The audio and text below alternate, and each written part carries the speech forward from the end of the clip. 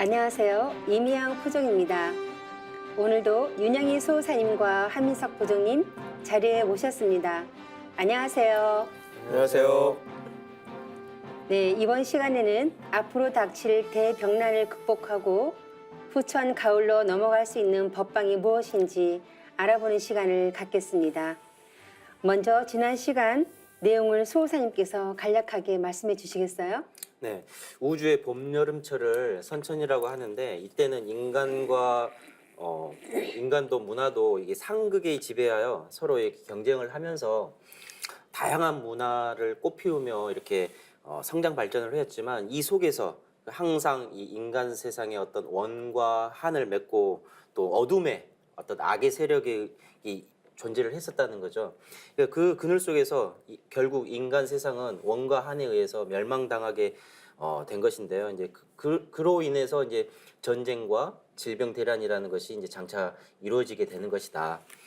모든 게 이런 그 질병이 됐던 전쟁이 됐던 선천상극의 질서 속에서 이 원한 맺혀 죽은 그런 인간 신명들에 의해서 이제 일어나게 되는 것인데요.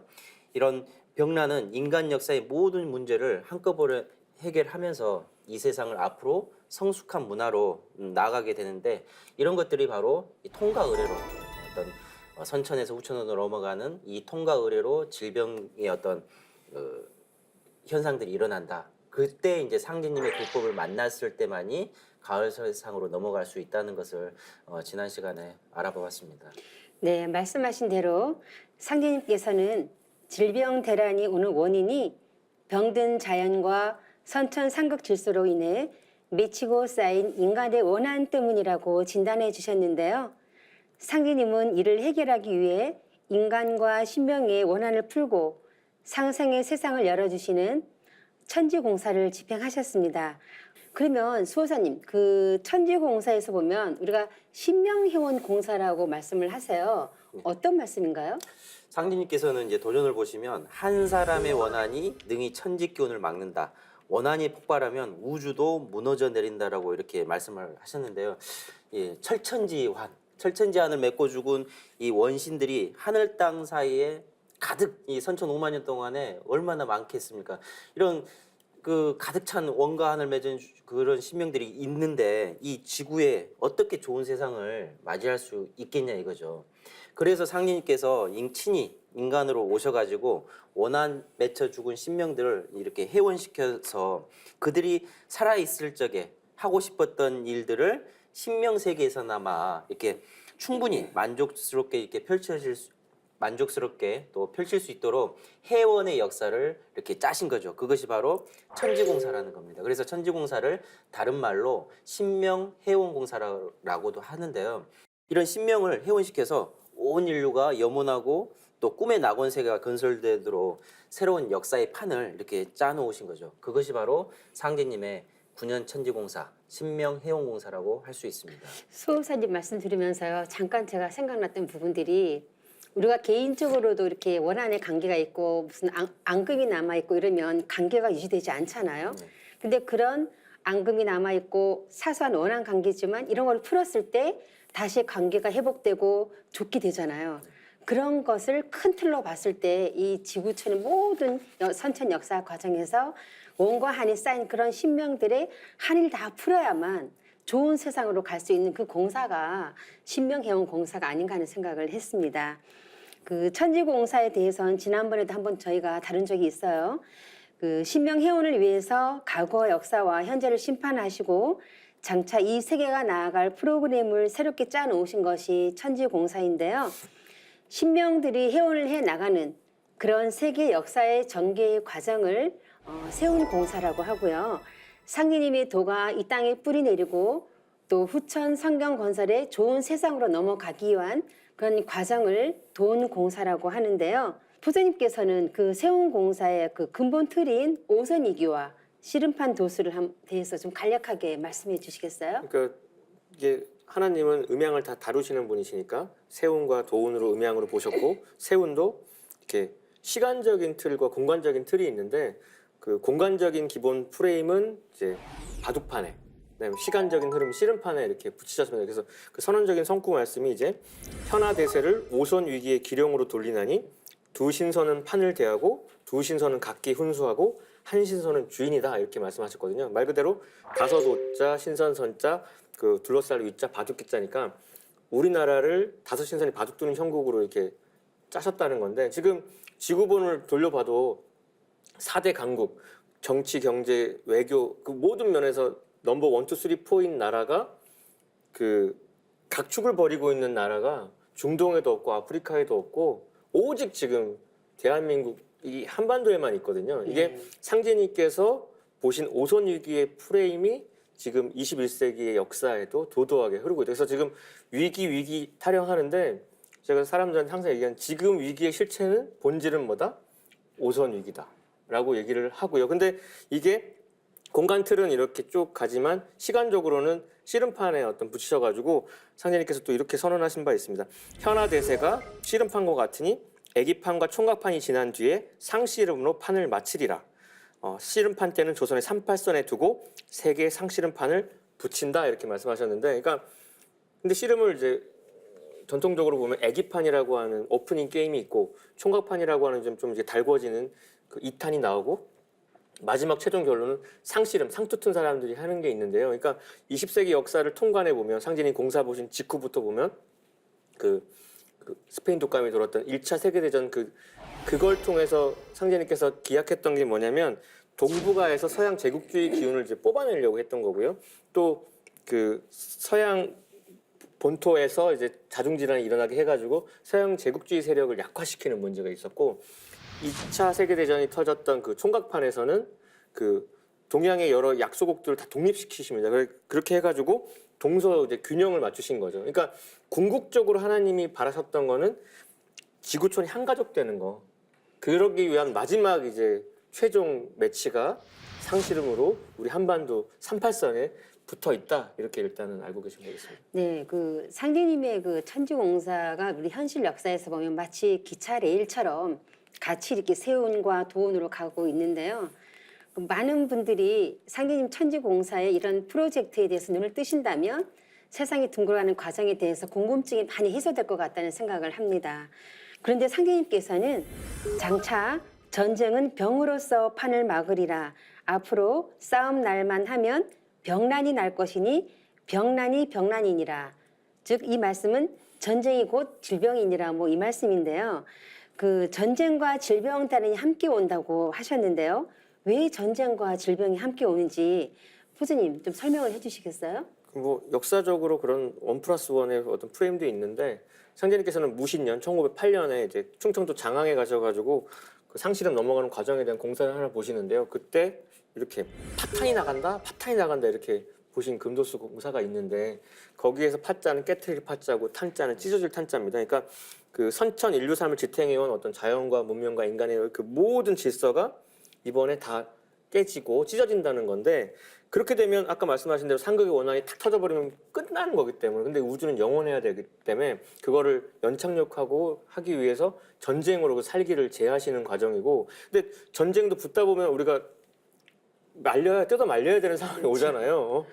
그런 게 병으로 탁 와버리면 그게 이제 자연스럽게 이게 원한도 소멸되면서 우주가 궁극적으로 가을로 넘어갈 수 있게끔 이렇게 배려하신 어떤 틀이 아닌가 생각을 하게 됩니다. 그러니까 이제 과거 인류 문명사에서 보면 이제 전쟁과 질병이라는 것은 어떤 뭐 이란성 쌍둥이와 같은 거죠. 그러니까 언제나 함께 일어났다는 것을 알 수가 있는데요. 상진님께서 천지공사를 보신 이후에 지난 100년의 어떤 세월을 보면 이 오선 위기의 씨름판을 중심으로 해서 보더라도 이 큰 전쟁과 질병은 이렇게 함께 일어나거든요.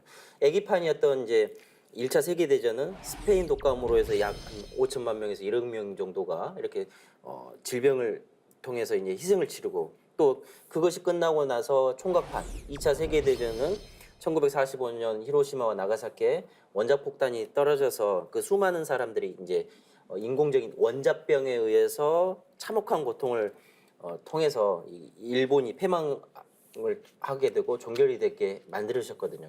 장차 1차 애기판이었던 그 1차 세계대전이 끝나고 그다음에 2차 총각판이었던 2차 세계대전이 끝나고 마지막 3차 상시름판만을 남겨두고 있는데요. 그 상시름의 상자라는 것은 더 이상 궁극의 어떤 최상의 어떤 시름판이 상시름판이지 않습니까?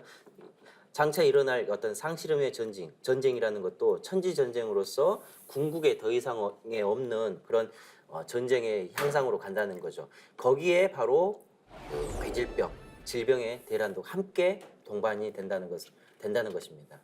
그래서 이제 상제님께서 천명하신 게 이렇습니다. 그 도전에 보면은 장차 병란과 병란이 동시에 터지느니라. 전쟁이 일어나면서 바로 병이 온다. 전쟁은 병이라 막아내느니라 하신 바 있고요. 또 상제님께서는 앞으로 싸움이 날만 하면 병란이 날 것이니 병란이 곧 병란이다. 그러니까 이병제병, 그 질병으로 전쟁을 막는다 이런 말씀인데, 그러니까 오늘날 이제 핵무기랑 괴질은 도시 문명을 위협하는 두 가지 이제 위험 요소로 우리가 리스크 팩터로 얘기하고 있는데, 이 두 가지가 같이 매칭이 됨으로써, 그러니까 요즘에 전쟁을 치르면 속전속결이지 않습니까? 단기간에 대량 살상이기 때문에 뭐 핵무기며 뭐 생화학무기며, 근데 그거를 막는 구원의 희망의 손길로 병이 곧장 이렇게 와서 그 시종자 추리는 어떤 그 참사람들 가려낼 수 있는 기회를 이렇게 제공하신 게 아닌가 생각을 합니다. 전쟁으로 다 죽일 수 없는 상대님만의 법방이신 것 같습니다. 상대님께서는 인류를 파멸로 몰고 갈 핵전쟁의 위기에서 상시름을 끝막도록 질병 대란을 예비해 놓으셨다는 것인데요. 인류를 괴롭혀온 질병이 인류를 구원하는 상대님의 절묘한 한 수가 될 줄 그 누가 상상이나 할 수 있겠습니까? 그렇다면 이제 그 가을 대계획의 실제 상황으로 좀 더 깊숙이 들어가 보겠는데요. 질병 대란은 앞으로 어떻게 전개되는 걸까요? 상제님께서 앞으로 이 세상에 어떻게 전개돼서 후천 조화성경을 건설하실 건지를 짜놓으신 게 천지공사이기 때문에 그 천지공사가 담겨져 있는 도전을 통해서만 앞으로 이 세상이 어떻게 펼쳐진가를 알 수가 있습니다. 그 도전을 보면 병겁이 처음에는 약하다가 나중에는 강하게 몰아쳐서 살아남기가 어려우리라 하신 말씀처럼 이 소병들, 그러니까 지금 우리가 지난 시간에 알아봤던 뭐 사스랄지 조류독감이랄지 뭐 신종플루, 메르스 같은 거는 소병에 불과하다는 거죠. 그런 것들이 극점에 다다르면 가을 대개벽의 실제 상황으로 몰고 들어가는 더 무서운 병이 터지게 되는데, 그것이 바로 시두라고 말씀을 하신 겁니다. 여기서 시두라고 할 때 그 시자는 깨시자입니다.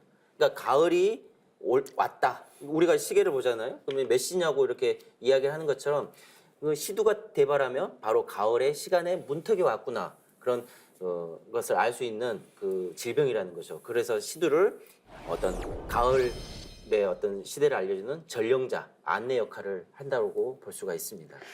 네, 그 시두 즉 천연두에 대해서는 지난 시간에 이제 우리가 알아봤잖아요. 인류 최초의 전염병이자 가장 많은 사상자를 낸 질병이 바로 시두라고 해요. 포조님, 그 시두에 대해서 한 말씀 더 해주시죠. 그래서 사실 지금 이 의학계가 시두에 대한 문제의식을 좀 가져야 되는데 주변에 사실은 모릅니다. 그래서 저도 이거는 좀 직업적인 어떤 소병 때문에라도 많이 알리고 있는 입장인데, 그 스몰팍스예요.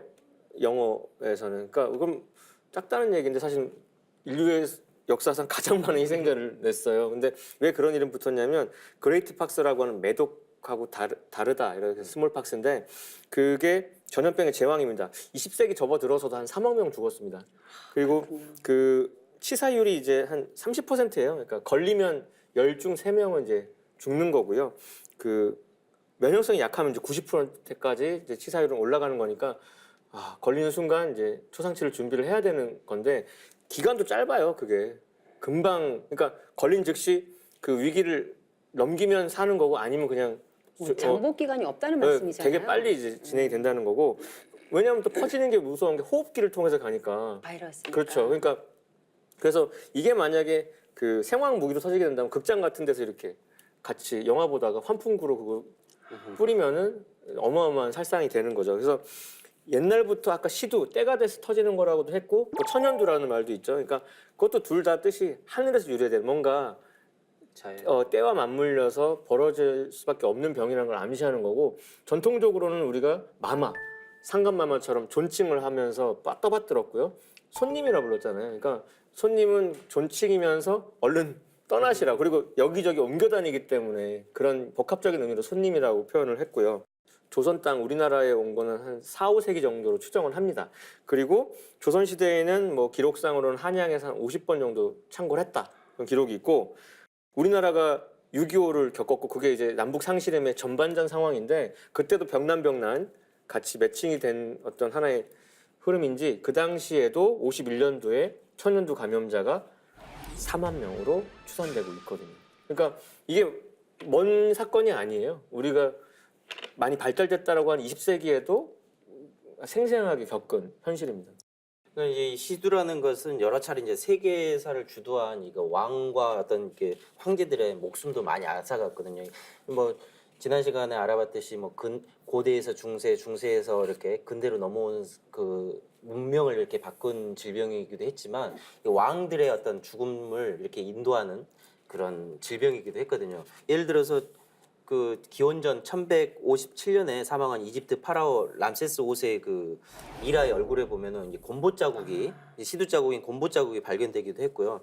아테네 제국을 비롯해서 뭐 잉카랄지 마야, 로마 제국 등에도 이 고대를 제국을 이렇게 몰락시켰던 그런 동시에 또 새로운 제국으로 탄생하는 그런 결정적인 역할을 한 것이죠. 그래서 하늘의 꽃이다. 그래서 서양에서는 천하라고도 이렇게 불렸다는 거죠. 그래서 시두는 새로운 제국의 건설과 어떤 역사 주인공이 바뀌는 어떤 분기점에서 이 한나라의 운명을 뒤집어 놓았기 때문에 어떤 제국의 종망을 좌지우했던 질병이라고 할 수가 있습니다. 그래서 우리가 잘 알고 있는 명상록이라는 저서를 지은 그 로마의 마르쿠스 아울레리우스 같은 황제도 이 시두에 감염이 되었었고요.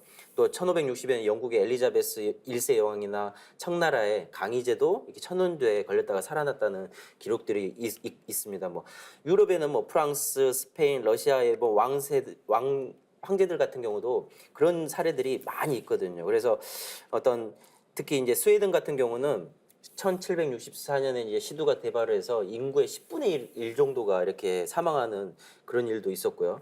영국에서는 매년 4,500여 명이 천연두로 사망했다라는 기록들이 기록들이 있습니다. 네, 말씀을 통해서 그 제국의 존망을 가름했던 전염병이 정말 시두였다는 것을 이제 알 수가 있었는데요. 이 때문에 예로부터 시두가 터질 때는 아까 말씀하신 대로 뭐 시두 손님이 그 시두 기운을 천하를 뿌리고 다닌다고 했잖아요. 그리고 이 시두 손님은 우리나라에서는 뭐 마마신으로 이렇게 공경했고 인도에서는 시탈라마타라고도 했고요. 또 아프리카나 나이지리아에서는 소포나라는 이런 여신으로 숭배까지 했다고 해요. 얼마나 공포스러웠으면 이렇게 공경하는 대상으로까지 했던 것 같습니다. 인류 최초의 전염병이자 질병 대란의 전령사인 시두에 대해 알아보고 있는데요. 예전에 그 상생 방송에서 시두와 관련한 다큐를 제작한 것이 있어서 주요 내용을 함께 보고 얘기 나누면 좋을 것 같습니다. 61년까지 발생. 두창이 다시 시작하는 거죠. People worry that it could come back. It has the potential to spread like a wildfire. A third of them would probably die from smallpox. I'm not going to enter into imagining scenario.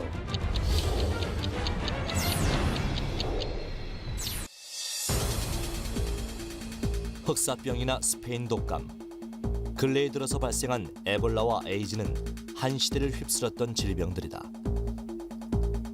하지만 그 중에서도 역사상 가장 많은 희생자를 낸 전염병은 천연두였다.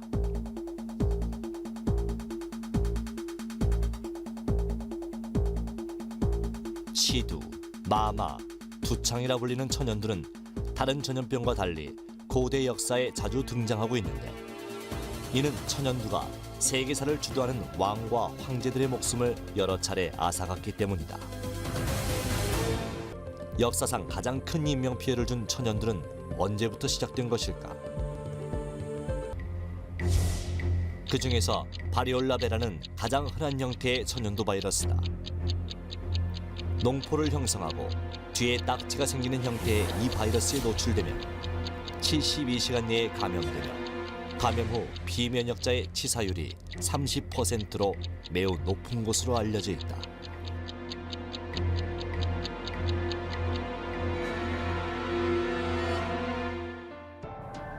특히 검은 천연두로 불리는 바리올라 헤모헤지카는 가장 치명적인 형태로 잠복기가 끝나자마자 고열과 심한 두통을 비롯한 통증을 동반한다. 그리고 2, 3일 내로 잇몸과 내장기관에서 피가 나오고 여성은 자궁에서 피가 나온다. 잠복기가 끝나고 출혈을 동반하면 대부분의 환자는 5, 6일 내에 100% 사망한다고 한다. 자, 영상으로 보니까 시두가 얼마나 위험한 전염병인지 더 실감이 나는데요. 예전에 그 어르신들 중에서 보면 시두에 걸려서 얼굴에 막 곰보가 이렇게 되신 분들을 가끔 본 적이 있습니다. 이런 무시무시한 시두를 퇴치하기 위한 인류의 노력도 만만치 않았죠. 그래서 그게 이제 10세기쯤엔 중국에서 인두법이라는 걸 시행합니다. 그걸 최초 시행했던 사람들은 도가의 그 도인들이었는데 그 방법이란 게 병이 나아가는 환자의 그 병 환부를 채취해가지고 환자한테 먹이거나 피부에 바르는 거예요. 그러니까 걸리면 이제 항체가 생긴다고 생각하니까 그걸 일종의 이제 그게 예방 접종의 원리니까요. 그게 말씀하신 상진님의 공사처럼 큰 화를 작은 화로 막아 다스리는 어떤 메커니즘인데 그래서 이게 인두법이 중동 거쳐서 유럽도 가고 우리나라에서도 전파가 되는데 우리나라에서 그거를 이제 적극적으로 하신 분이 또 우리가 잘 아는 정약욱 선생님이십니다. 종두법 아시죠? 그래서 그거는 이제 19세기 말에 지석영 선생이 이제 일본에 갔다가 배워가지고 이게 적용을 하게 되죠. 그래서 이게 재밌는 게 이제 결국 소로부터 이렇게 항체를 가져오는 거잖아요. 그러니까 근데 재밌는 건 또 우리가 백신이라고 하는 말도 우리가 백신이라는 말의 어원이 되는 게 박하인데 박하가 암소란 뜻이에요. 라틴어로. 그러니까 인류의 병을 이렇게 일으키는 것과 치유하는 거에 소가 관련돼 있고 또 우리 이제 상진님 진리 들어서 이제 소름 소리도 네. 있고 그러니까 그런 것들도 좀 많이 좀 떠오르는 겁니다 이제. 그러게요. 소가 좀 여러 방면에서 이렇게 연관이 있는 것 같아요. 그 금방 말씀하신 백신이란 말이 우두법에서 나왔을 정도로 시두는 전염병의 대명사라고 할 수 있는데요. 그 저도 이제 중3 때 처음 개벽책 보고 앞으로 병겁이 있다 알았고 우통을 알아들었는데 그 말이 뭔 말인지 잘 모르겠고 하여튼 병이니까 의학을 알아야겠다 싶어서 의대를 딱 갔죠. 그리고 동아리방 찾아갔는데 동아리 이제 선배들이 도전을 딱 펼쳐가지고 읽어주는 구절이 있었습니다. 그거 읽어보겠습니다. 병겁이 들어올 때는 약방과 병원에 먼저 침입하여 전 인류가 진멸지경에 이르거늘 병겁이 돌 때는 세상의 모든 의술이 무용지물이 되느니라를 읽어주는 거죠. 저 그 말씀, 상님 그 말씀 보고요. 메르스가 딱 생각났어요. 그래서 저는 이제 그걸 나 잘못 들어왔다. 의대 갔는데. 그러니까 그리고 그러니까 허망했는데 그러면 이제 법방이 있으니까 이런 문제 제기도 하시겠지라는 그렇죠. 어떤 생각이 있고 그러니까 이번에 터지는 병이 앞서서 우리가 누차 얘기했던 것처럼 그 남사구가 말했던 거는 귀신들의 불이 날아 떨어진다고 했고 공포의 대왕이라고 했고 이거는 귀신이 혼줄을 자르는 병이니까 그러니까 추지기는 신이야. 가을의 기는 신으로 들어온다. 그래서 신의 손길로 일어나는 거니까 인간의 노력은 무용지물일 수밖에 없는 거고요. 그래서 근데 이때는 인간 역사에 조상신도 들어오고 우리도 이제 신이 추구하는 궁극의 가치인 성숙과 하나됨, 조화를 추구하는 속에서 그 모든 게 해결이 되는 거니까 이게 왔으면 이제 패러다임이 진짜 완전히 달라져야 되는 겁니다. 이 병이 왜 오는지 알고 해법은 뭔지를 다른 각도에서 이제 우리가 모색을 해야 되는 게 있는 거죠. 그렇죠. 네, 그 질병 대란을 몰고 오는 안내자인 시두에 대해서 알아보았는데요. 150년 전 상기님에게도 도통을 받고 동학을 연 치제우 대신사가 12제국 괴질운수 다시 개벽 아닐런가라고 전한 것처럼 시두를 필두로 해서 앞으로 닥쳐올 질병 대란은 피할 수 없는 숙명과도 같은데요. 그처럼 이 위기에서 벗어나서 후천 가을의 주인공이 될 수 있는 구원의 법방은 없는 것일까요? 상기님께서도 천하 대세를 이렇게 알아야 산다라고 이렇게 말씀하시거든요. 그래서 하고 안 하고 이전에 알아야 된다는 게 너무 합리적인 어떤 해법인데 내 생명의 뿌리인 조상님을 찾아 모셔야 하는 것이 왜 중요한지 상기님의 진리를 만나 크게 깨치는 것도 이 조상님들의 음덕이 있어야 그 상기님의 도문으로 들어올 수 있다는 거예요. 진리를 알고 또 조상님과 자손이 함께 공주님께서 이렇게 말씀하신 바 있습니다. 자손이 하나라도 살지 못하면 천상의 조상들이 다 죽는다. 그게 백조일손, 천조일손 무서운 말씀인데 상대님께서 질병 대란을 극복할 수 있도록 내려주신 이제 구원의 법방을 좀 알아야 할 것 같습니다. 상제님께서는 의통이라는 말씀을 하신 바 있습니다. 그것은 이제 인류를 향한 상제님의 진짜 하나님의 사랑의 결실인데 시두라는 것도 결국은 인간의 몸에 있는 수기를 이렇게 다 이렇게 고갈시켜서 죽이는 건데 태울주를 읽음으로써 내 몸의 어떤 수기를 축장하고 특히 뭐 태울주는 상제님께서 전 인류에게 내려주신 구원의 법방 주문이니까요. 그렇다면 먼저 소호사님께서 한 말씀 해주시죠. 이제 상주님께서도 천하대세를 이렇게 알아야 산다라고 이렇게 말씀하시거든요. 그래서 도전을 보면 지천하지 세자는 유천하지 생기하고 암천하지 세자는 유천하지 사기라고 이렇게 말씀을 하셨습니다. 그러니까 천하의 대세를 이렇게 아는 자에게는 살 기운이 붙어 있고 암천하지, 그러니까 천하에 대해서 어두운 자는 죽을 기운밖에 없다라고 이렇게 말씀하신 거거든요. 그래서 뭐 이렇게 상인님께서도 또 어떤 말씀을 하시냐면 소년으로도 지각을 차린 자에게는 철을 안다 하고 노인도 몰지각하면 철부지한 아이와 같다라고 이렇게 말씀하십니다. 그러니까 모르고 사는 인생은 아무리 학식이 뛰어나고 또 뭐 학자로서 재능이 특출한 지구촌의 뭐 최고의 경영자 뭐 그런 사람이라고 하더라도 내가 지금 살고 있는 이 때를 모르면 상인님께서는 철부지라고 했거든요. 철부지라는 말은 이 계절절자, 뭐 철이라는 것은 여름철, 가을철 할 때 그 철자거든요. 부지라는 것은 안 입을 자의 알지자.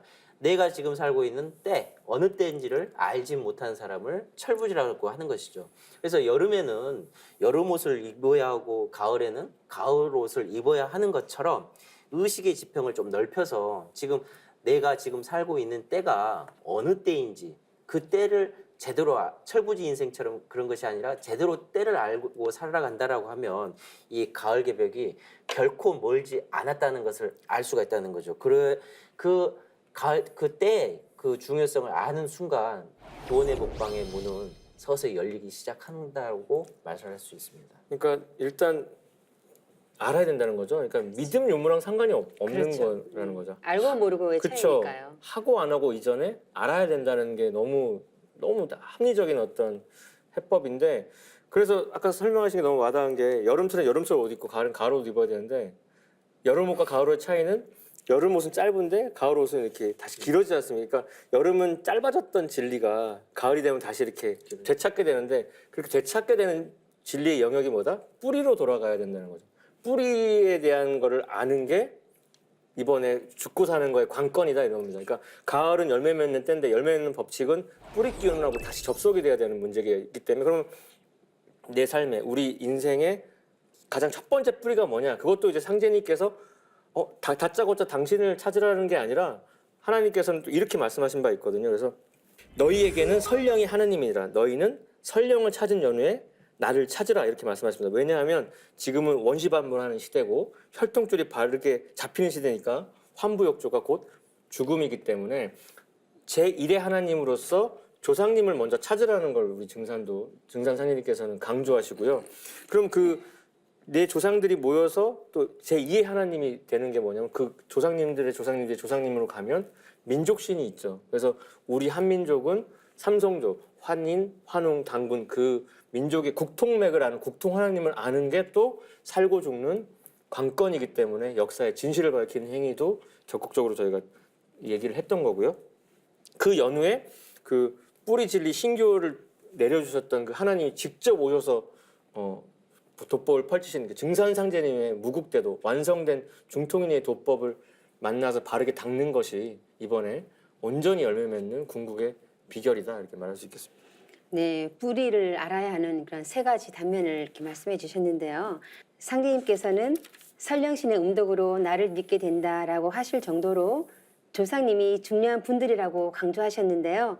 가을 개벽기에 내 생명의 뿌리인 조상님을 찾아 모셔야 하는 것이 왜 중요한지 다시 한번 설명해 주시면 좋을 것 같습니다. 수호사님, 그 뿌리에 대한 말씀을 다시 한번 더 정리해 주시죠. 그러니까 이제 무엇보다도 가을 대개벽기에는 이 조상과 자손 그 조상이 바로 자손의 어떤 생사줄을 이렇게 쥐고 있는 거거든요. 그래서 상리님께서는 또 설령신이 짱짱해야 나를 따르게 되나니 설령신을 잘 모시고 잘 대접하라. 설령신이 약하면 척신을 벗어나지 못하여 도를 닦지 못하느니라.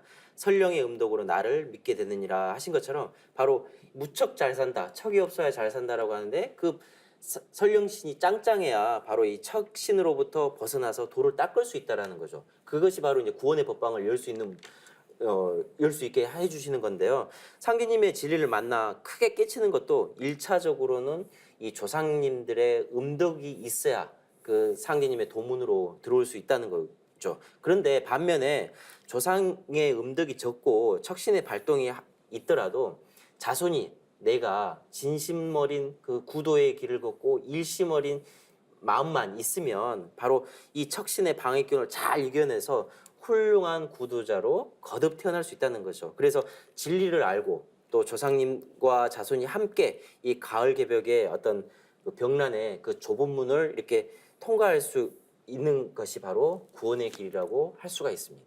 그 소설이 말씀 들으니까 우리 안운산 태상 종도사님 말씀이 딱 떠오르는데요. 종도사님께서 이렇게 말씀하신 바 있습니다. 조상은 자손의 뿌리요, 자손은 조상 설령의 숨구멍이다. 저 나무의 이파리와 가지를 죄다 떼봐라. 그러면 숨구멍이 막혀서 그냥 죽어버린다. 그것과 마찬가지로 자손이 떨어지면 조상들도 다 없어져 버린다. 내가 살아야 내 조상도 살려주고 또한 자손 만대가 잘 살 수 있는 것이다. 그러니까 자손이 하나라도 살지 못하면 천상의 조상들이 다 죽는다. 그러니까 유명한 예언이 백조일손, 네. 천조일손, 무서운 말씀인데 저도 아직 젊고 아직 이번 생에는 아직 죽어보지 않아서 조상님 마음 잘 모를 수도 있는데 최근에 확인한 게 뭐냐면 이제 고등학교를 졸업하고 20주년이 돼가지고 뭐 행사를 한다고 다 뿔뿔이 흩었던 친구들 졸업하고 한 번도 못 봤던 친구들을 단톡방에 이렇게 모으더라고요. 근데 이름이 기억나는 친구 있지만 대부분 모르지 않습니까? 얼굴도 기억 안 나는데 다 단톡방에 있는데 그 사진들 프로필 사진들을 이제 클릭해 보는 거죠. 근데 한 졸업하고 20년 지나니까 이 아이들이 자기 사진 아무도 안 올려놨어. 다 뭐예요? 자기 자식들 사진 올려놓은 거예요. 근데 뭐예요? 그 자식 얼굴 보니까 내 친구가 누군지 알 것 같아요.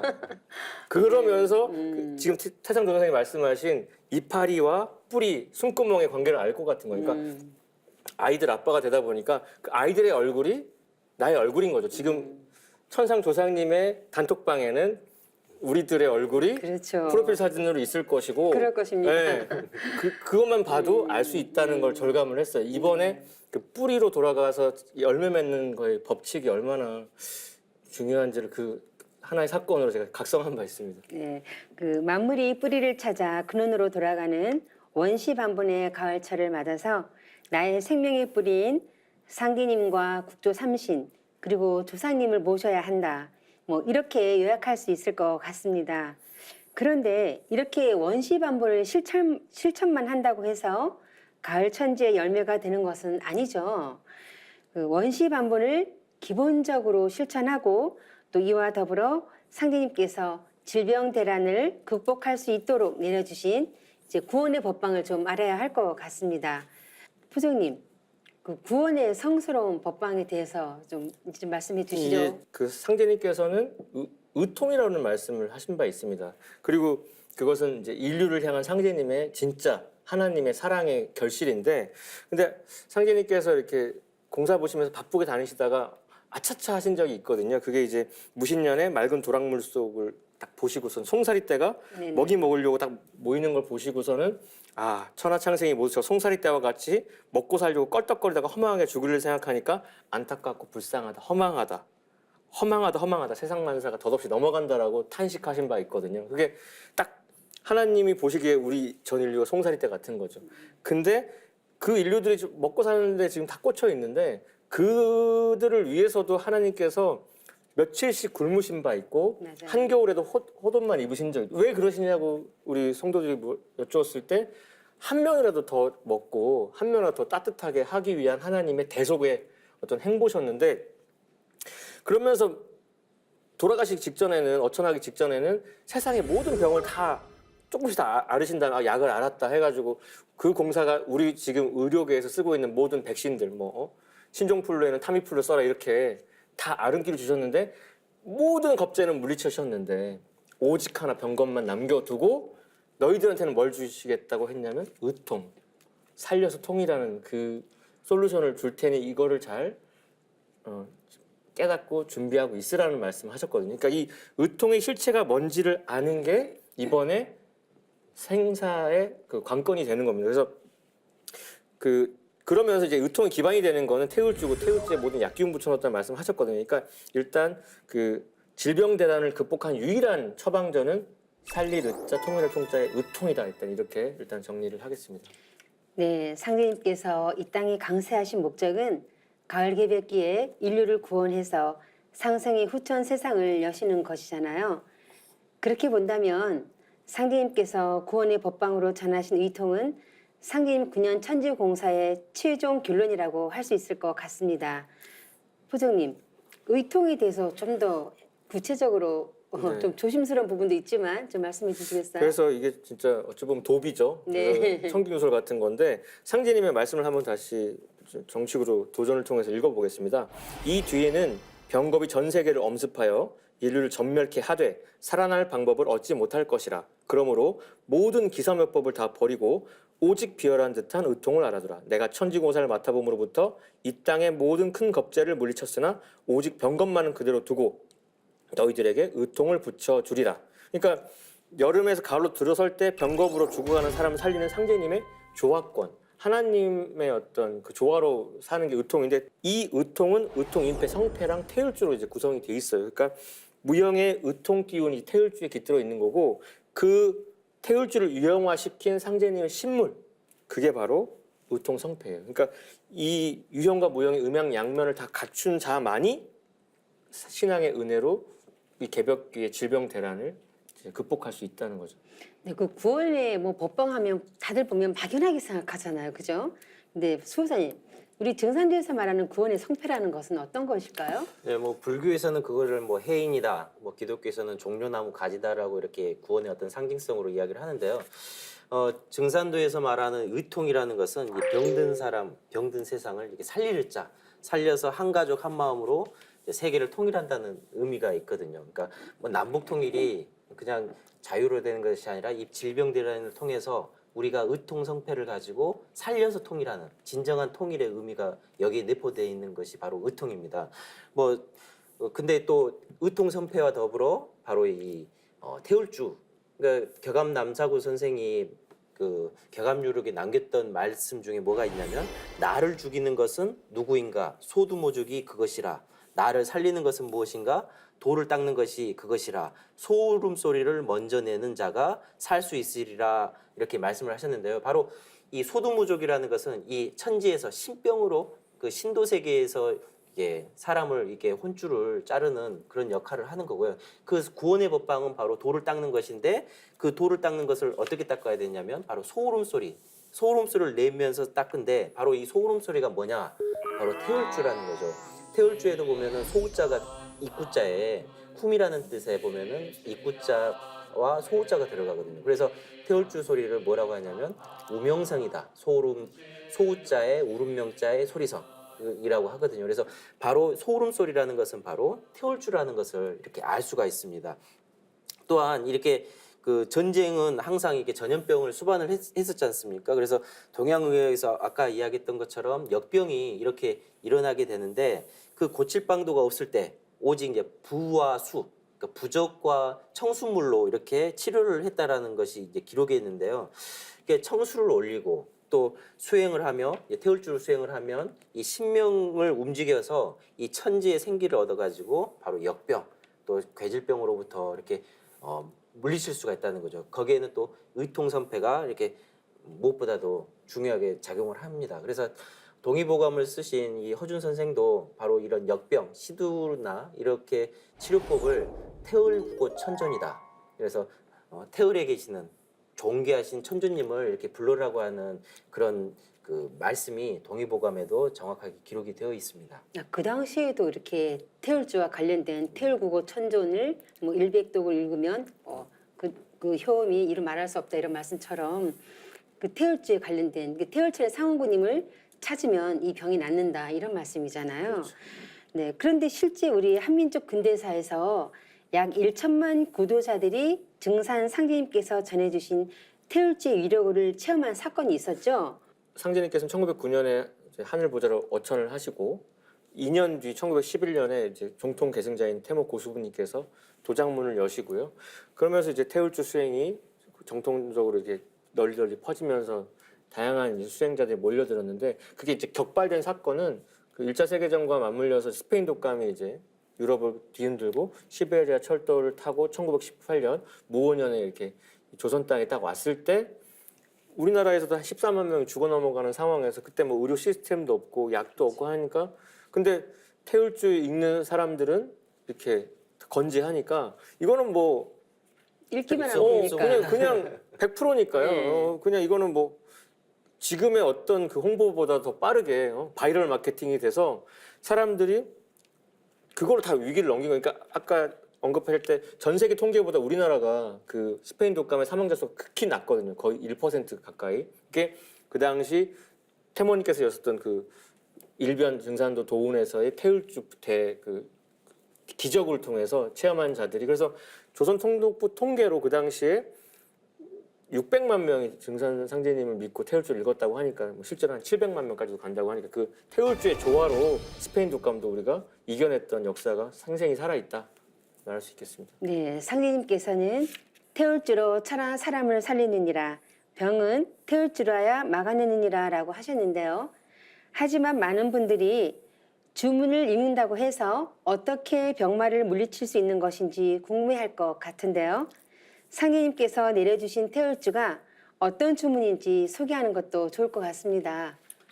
그렇죠. 이제 인간과 만물이라는 것은 이 동일한 하나에서 비롯된 존재거든요. 그래서 이게 서로 참된 소통을 하면 마음으로 이렇게 하나가 될 수 있습니다. 그래서 천지와 내가 한 마음이 될 수 있다는 거죠. 그래서 인간이 하늘과 땅과 이게 하나가 될 때 거기서 무궁한 생명의 조화가 일어나게 되는데 이 온 인류는 이렇게 생명의 근원인 천지, 아버지의 하늘과 땅 어머니의 어떤 천지와 하나가 돼서 천지의 생명력을 이렇게 회복하고 이 병난개벽을 이렇게 극복해 나갈 수 있는 건데요. 이것을 이제 상제님께서는 태울주 주문 문화를 이렇게 열어주신 겁니다. 그래서 조화 성령을 통해서 생명수인 이 태울주를 읽었을 때 바로 이렇게 이런 병난으로부터 극복해 나갈 수 있는 것입니다. 이번에 열매 맺는 방법은 뿌리로 돌아가는 건데 그러니까 이 태울천이라고 하는 것이 이 온 우주의 자궁, 뿌리고요. 그러니까 천지 부모 자리거든요. 그러니까 그 자리로 찾아가는 사이트 주소 같은 거죠. 그 사이트를 탁 치면 싹 들어갈 수 있는 것처럼 태울주를 읽으면 그 천지 부모와 바로 접속이 되는 겁니다. 그래서 뿌리 기운하고 접속이 되니까 이번에 그 온전히 완성이 될 수 있는 건데 이에 대해서 이제 상제님께서는 그 훔치는 천지 부모를 부르는 소리니라. 송아지가 어미를 부르듯이 창생이 하늘님을 부르는 소리요. 낙반 사유는 이 내 젖꼭지를 잘 빨아야 산다는 말이니 천주님을 떠나면 살 수 없다는 말이니라. 이번에 죽고 사는 문제가 인존 천주님 온전히 만나는 거고 그 한 으뜸가는 임금이신 이 태울천 상황군님하고 이렇게 소통하는 하나의 창구가 이제 태울주이기 때문에 이 태울주를 온전히 읽으면 천지 성령을 받아내는 신성이 열리고 반복해서 읽으면 그 세포 하나에 우리 몸이 반응을 해가지고 완전히 이렇게 빛과 생명으로 정화가 되는 거죠. 이거는 사실 말로 이렇게 아무리 묘사를 해봤자 소용이 없고요. 직접 읽어서 느끼면 이거는 바로 이제 확인을 하실 수 있을 겁니다. 네, 우주 생명의 근원을 찾은 생명수가 태울주라고 말씀해 주셨는데요. 그러면 왜 병난개벽을 맞이한 인류는 누구라도 태울주를 읽어야 모든 것을 극복할 수 있을까요? 그 태울주는 이제 상인님께서는 그 병마주다, 바로 이렇게 병마를 물리치는 주문이다라고 이렇게 말씀하셨는데요. 이 모든 병은 이제 수기와 화기의 어떤 불균형으로 이렇게 균형이 깨져가지고 생기는 게 이제 병이거든요. 근데 이제 태울주라는 것은 이 몸과 마음의 영혼의 모든 병적 현상을 물리치는 것은 물론이고 바로 이렇게 인간 생명의 활동의 근원인 이 수기를 축장시켜 준다는 거고 시두라는 것도 결국은 인간의 몸에 있는 수기를 이렇게 다 이렇게 고갈시켜서 죽이는 건데 태울주를 읽음으로써 내 몸의 어떤 수기를 축장하고 내 몸을 이렇게 균형되게 만들어 주기 때문에 이 태울주를 읽음으로써 바로 이렇게 가을 개벽의 어떤 상황을 극복해 나갈 수 있다는 겁니다. 병을 직접 이제 고칠 수 있다는 건데 이거는 저도 이제 대학병원에서 일하다가 저희 형은 제가 이제 증산도 하니까 이상한 거 한다고 의아해 하다가 자기가 대학병원에서 일하면서 과로해가지고 당뇨병에 걸렸어요. 아직 20대 후반인데 인슐린 맞는 당뇨 환자였는데 민서가 이렇게 살면 나 힘들 것 같아. 어떻게 네가 하는 거라도 알려주라고. 방법이 없겠냐. 나 지금 너무 힘든데. 그럼 나는 뭐 100% 솔루션이 태울주니까 태울주를 딱 알려줬더니 뭐 침대에도 스티커 막 붙이고 열심히 읽더라고요. 근데 결국 당뇨가 나았습니다. 뭐 요즘에 그런 일이 없는데요. 사실 당뇨는 평생 만성 질환이고 꾸준히 가야 되는데 제가 맨날 하던 일이 인슐린 주사 그 병원 가서 치우는 게 제 일이었는데 그 일이 할 필요가 없어진 거죠. 그러니까 그 당뇨라는 것도 우리 몸 호르몬의 불균형 때문인데 수기가 호르몬에 다 좌우를 주는 거지 않습니까? 그러니까 고쳐진다는 거. 그거를 저는 저희 한 살 위에 저희 형이 그 직접 의료계에 있는 형도 체험을 한 바가 있기 때문에 얼마 전에 그래서 저희 형은 100만 독 읽었다고 자랑스럽게 얘기한 바 있어요. 태울주 효과를 크게 네, 보셨으니까. 그러니까 의료계에 있는 사람이 또 더더욱 느껴서 이거는 뭐 100%죠. 자기가 체험을 했으니까. 그러니까 이 병이라는 것도 확률 게임이 아니라 나한테 걸리면 100%인데 이 체험도 나한테 오면 100%인 겁니다. 그렇죠.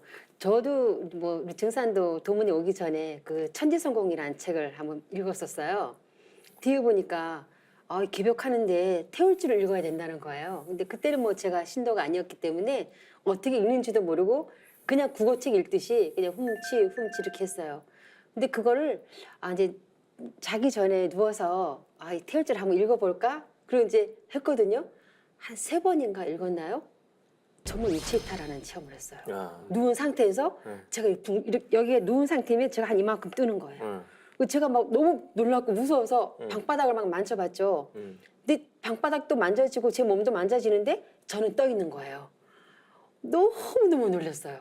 태울주 주문의 그런 효험성, 위력 그때 크게 너무너무 깨닫고 놀라서 확신을 했죠. 태울주에 대해서. 저도 이제 제 아들이 작년인가 이제 3살 때인데 이제 그 부모의 어떤 그 신앙관이 자녀들에게 그대로 이렇게 얼마나 중요한가를 체험한 경우가 있는데 이제 저희들이 태울주를 이제 전공수행도 있고 동공수행도 있지 않습니까? 그래서 도공이라고 해서 MP3를 가지고 다니는데 이제 어린애들은 이제 아프면서 성숙이 되는 것처럼 꼭 이제 크려고 할 때 감기를 앓잖아요. 근데 감기가 걸리면은 막 저 아들 같은 경우는 막 39도, 40도 가까이도 가더라고요. 근데 이제 옷을 벗겨서 이렇게 하는데 이제 제가 이제 가지고 다니는 MP3를 이제 틀어주면 본인 스스로가 일어나서 그 태울주에 맞춰서 이렇게 도공이라는 걸 따라 하더라고요. 그래서 제가 좀 전에 말씀드렸듯이 태울주라는 것은 이 수기와 화기의 불균형에서 이렇게 생기는 건데 이 수기를 축장해서 화기를 이렇게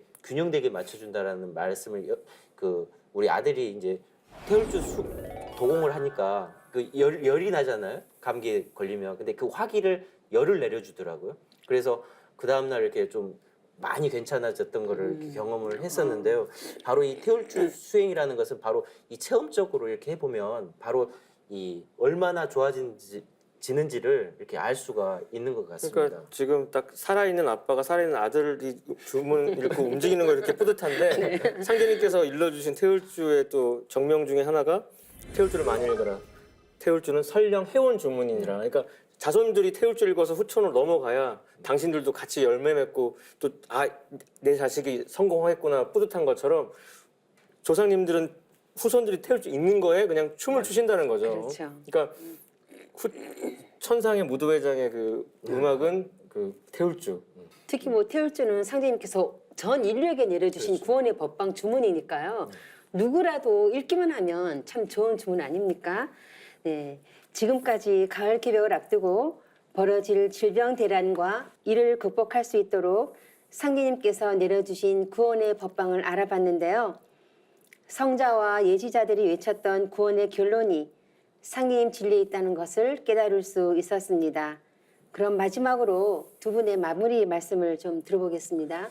그러니까 긴 시간 우리가 이제 인류의 미래의 실상을 이제 알게 됐습니다. 뭐 천연두를 시두를 그 안내자로 해서 질병 대란이 있고 그게 전 세계 3년을 뒤흔들 거고 그리고 이제 그 법방은 의통이라는 것인데 사실 인간이란 존재가 무엇인가라는 생각을 하게 됩니다. 하늘과 땅으로부터 몸받은 인간은 그 하늘과 땅의 뜻을 성취하는 구도자로 살아야 진짜 이제 인간답게 사는 것인데 그럼 어떤 도를 닦아야 되느냐? 이제 하나님도 인간으로 오셔서 살 법방을 열어주셨기 때문에 그 오직 상제님만이 인류를 구원할 수 있는 거죠. 왜냐하면 우주 삼계를 다스리는 유일한 분이니까 그분의 무국대도의 도문에 들어와서 그 바른 이제 수행을 해야 되겠다는 생각을 하게 됩니다.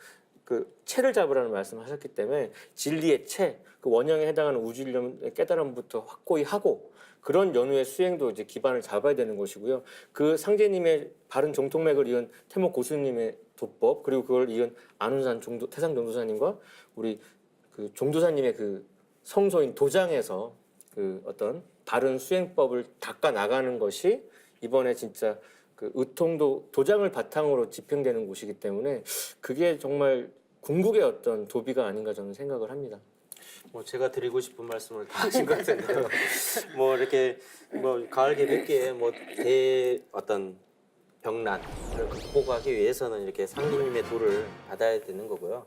그 일심정성 어린 그 구도자의 길을 걸었을 때 바로 이렇게 의통 조합권 또한 전수를 받을 수 있는 것입니다. 그래서 이 가을 질서의 어떤 인간과 만물을 살려내는 이 상생의 그 대도, 상생 지심을 이렇게 가져야 이 선천상극의 묵은 질서에서 후천 조화성경의 그 새로운 질서로 이렇게 들어갈 수 있는 것입니다. 그래서 무엇보다도 가을 개벽기는 뿌리가 열매가 되냐 열매가 되지 못할 거냐 하는 것은 모든 것은 조상의 어떤 그런 음덕과 나의 일심 어린 정성에 달려 있긴 하지만 그 무엇보다도 상제님께서 인간으로 친히 오신 목적 중에 하나는 사람을 많이 살려라. 나의 도를 받은 구원의 구원자로서 그냥 단순히 나의 한 목숨을 살려서 넘어가는 것이 아니라 세상 사람들에게 이 무국대도의 진리를 알려서 사람을 많이 살려라고 하는 그런 지엄하신 말씀을과 이렇게 우리 일꾼들에게 내려주신 것이거든요. 그래서 우리가 단순한 개인의 구도자로서가 아니라 세상 사람들을 널리 살리는 상생의 마음을 가지고 진정한 구도자의 길을 걷기를 바라겠습니다. 저는 우리 증산도 안경전 종도사님께서 진리서적 생존의 비밀 마지막에 적어놓으신 시를 읽으며 이 시간을 마칠까 합니다. 천상의 기도. 지금 이 순간에도 그대 위해 천상에서 기도하는 조상의 절규가 땅 위에 메아리친다. 깨어나라 깨어나라 나의 자손들아. 선천의 묵은 기운 관념의 틀을 깨고 속히 일어나 상주님의 대도를 타고 가을 하늘을 향해 힘차게 비상하라. 머지않아 병든 천지가 새로 태어난다. 그곳은 조상과 자손이 함께 영원한 생명을 구가하는 지상의 조화성경. 이 가을 사람으로 열매 맺는 길은 오직 일심정성뿐이니 속히 깨어나 새 천지의 무대로 나아갈지라. 네, 저는 오늘 이 천상의 기도라는 시를 읽으면서 앞으로 다가오는 개벽에 대해서 천상의 조상님들은 모든 것을 다 알고 계시고 또 지상의 자손들은 그 이면에서 너무나 막막하게 모르고 살고 있는 답답하심을 이 한 장의 기도로서 밝혀주신 것 같습니다. 우리 모든 자손들이 개벽하는 이때에 조상님을 생각해서 이치의 눈을 뜨고 진리를 바르게 만났으면 하는 마음입니다. 지금까지 시청해주신 시청자 여러분 감사합니다.